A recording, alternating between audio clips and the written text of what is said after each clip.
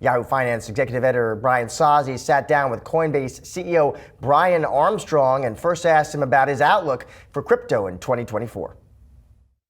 Well, we really believe that crypto is the future of money, and that's already here. So it's not just a speculative asset class. People are now using it for all kinds of different types of utility. And we always believed that the industry would evolve in this kind of three pillars. You know, we felt like it would start as an asset class. People would trade speculatively.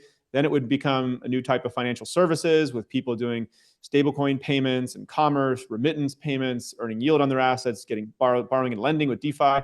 And now, you know, we're even starting to see this third pillar come online, which is crypto as a new type of application platform. This is what people are calling Web3.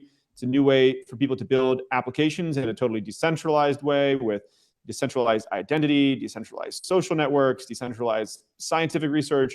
And it's kind of the future of the internet. So it's much bigger than people, I think, realize, who are still thinking about it just as one asset class. And that's something that's exciting.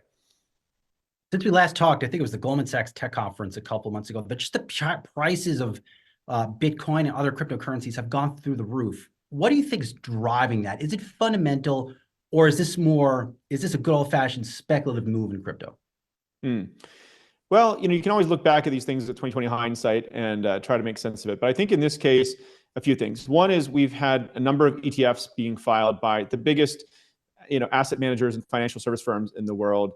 And by the way, Coinbase has been named as, of course, the custodian in almost all of those, which is great. But I think the market is hoping and anticipating, as we are, that in Q1 we'll see some of those approvals come through. But more importantly, I think what people are reacting to this year is crypto is here to stay. I mean, think about all the bad headlines, the enforcement actions. There were CEOs going to jail, and yet crypto prices are up 90% year to date. And so I think the industry is kind of sending a very clear message here that this technology is here to stay. You know, 38% of young people, if you survey them, they say they think crypto is the best way they have to have some new sort of economic opportunity in life.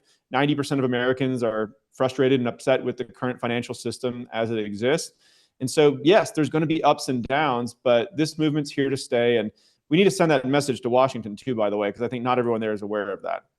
The Bitcoin, that ETF, when do you see that being approved? And then once and if something along those lines gets approved, what happens? What happens to the Bitcoin prices? What happens to this industry? Yeah, well, of course, you know, I don't have any kind of inside information about when exactly it would be approved, but I think myself and others in the industry, we're all kind of hoping that might happen early next year. But what happens is big new pools of capital can now flow into these ETFs. There's certain pools of capital where their restrictions or bylaws don't allow them to, say, sign up to a Coinbase account and own digital assets directly, but they can own an ETF. And so these are where the largest pools of capital in the world, you know, pensions, endowments, hedge funds, things like that, where they may be able to now move into the crypto space. Now, just owning a Bitcoin ETF is great. You're going to be able to get exposure to Bitcoin, but I also think it's going to bring a lot of people into the crypto space who may want to trade and own other assets. They may want to use crypto. They might want to earn yield on their assets or do institutional financing. And so I see it as a benefit not only for Bitcoin, bringing more pools of capital, but also for Coinbase's existing business, Coinbase Prime for our institutions, Coinbase Retail for our retail customers. It's also just going to drive activity and awareness there. So I think it's all around good. And Coinbase has a place to play in the value chain here directly with customers, but also as a custodian for the ETFs. You've been very vocal, Brian, on the need for regulation, whatever form that may be. I mean, do you think new laws would have prevented some of the blow-ups we saw in 2022? Yes, I do. I mean, look, some of the rules are already clear that are out there. You have to follow AML, KYC rules, OFAC sanctions, and I think that part of the ecosystem is already pretty clear. But there's a whole bunch of questions which are not answered currently under the law about, you know, just a great example is, are some of these assets a security or a commodity, right? Gary Gensler, when he was asked by Congress this question for Ethereum, which is one of the major assets, you know, he couldn't answer that question. And so these are big unanswered questions in the space. Now, what has this done? I mean, it's basically driven a lot of the activity offshore to unregulated platforms. Those have had major issues this year, as everyone has seen, and that's caused a lot of consumer harm, including for American investors. And so when there's not a clear rule book, the industry is not going to be built in America. That's bad for the American economy, but it's also bad for American retail investors who are getting hurt by going offshore to these unregulated products. So ideally, the first case option would have been the regulators work with industry under the Administrative Procedures Act. They do a rulemaking process, publish clear rules. Everyone has to follow the same rules. That would allow the industry to kind of flourish in the US.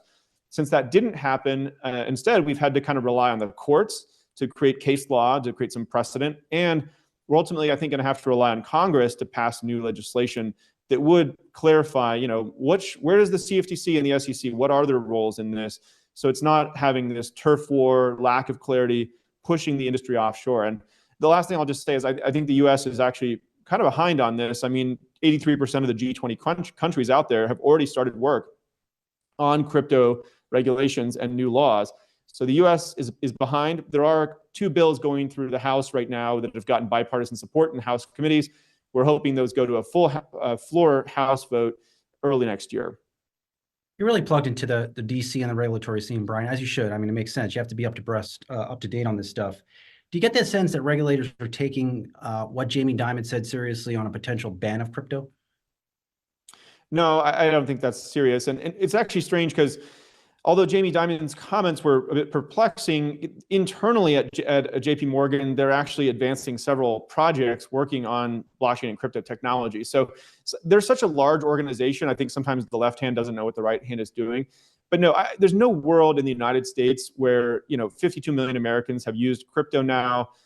This is 38% of young people believe this is an important tool for their economic growth in the future. I mean, it would be political suicide to be anti-crypto and try to ban it to that extent, right? And so I think next year we need to send a very clear message on that. There's an organization, standwithcrypto.org, which has been bringing together the crypto customer base in the US and trying to get to 1 million of them that will raise their hand next year before the elections and kind of say, all right, I really want to be a crypto advocate. I want to vote for pro-crypto candidates. I want to donate. I want to call my congressmen and representatives. So between the $78 million super PAC that came out yesterday, which is a huge step for the crypto industry, and this standwithcrypto.org grassroots movement, I think we've got a really big chance to send a message in DC. That was our conversation with Coinbase CEO Brian Armstrong.